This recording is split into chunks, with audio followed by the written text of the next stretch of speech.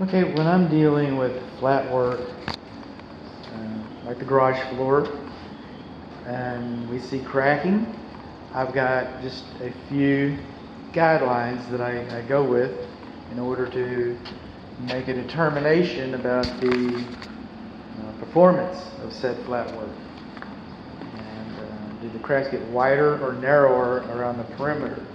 If they're getting narrower, that's usually a good thing. There's no hard, fast rules. Then, do the cracks, are they wider than a 1/16 of an inch? And no, not really. Are the cracks wider than a 32nd of an inch? Well, yeah, we got that. And then, are the cracks in plane? Are we tripping over anything? And we're not. The cracks seem to be in plane. So concrete, it gets hard, it cracks. These cracks are typical. Nobody likes to hear that. You're not going to have crack envy from your neighbors. I wish I had some of those typical cracks. It's just not the way it works, but that's the material. While we're in the garage, and here just for a moment, we're going to post here in the middle of this beam. And this post is not, well, one thing, is checking pretty bad. And that's the pressure that's under the post that's beyond checking. It's splitting. This is not level. You see the way the pressure's coming in this way as it's leaning towards the front of the house, and now it's splitting. So we got a lot of pressure here, a lot of movement. Then again, on the floor, we've got all this staining around here. It almost looks like, moisture or something is percolated up or accumulates here. Maybe this is where they were cleaning their buckets, their paint buckets. That's kind of what it looks like. But I don't know what it is. I just know what I see. So this is the garage overhead door video.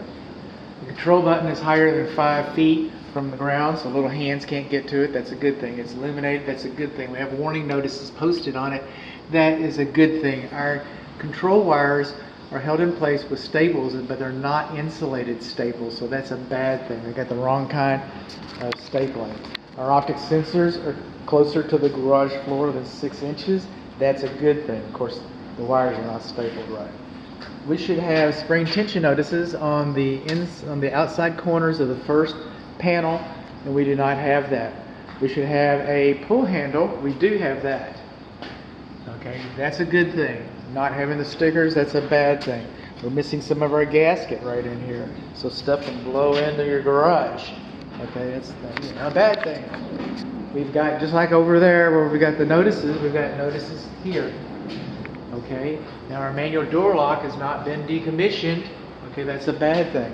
You'll notice that the door is about halfway open is because I disengaged it, and I was checking the spring tension to see if it's adjusted properly. Okay, so now what we're going to do is try to re-engage, because we're re-engaged type folk. And it goes on in there. Yeah, look at it go down.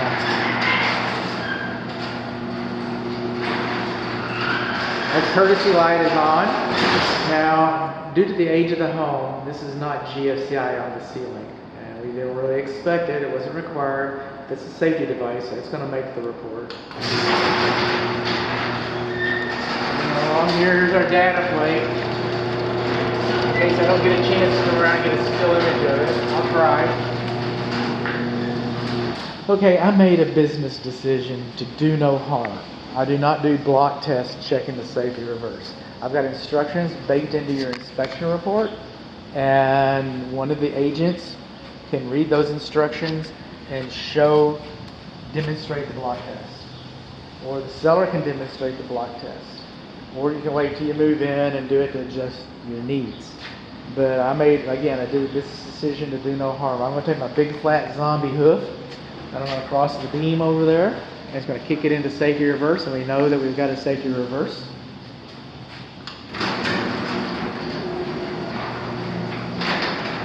It takes me a while because one foot's larger than the other one.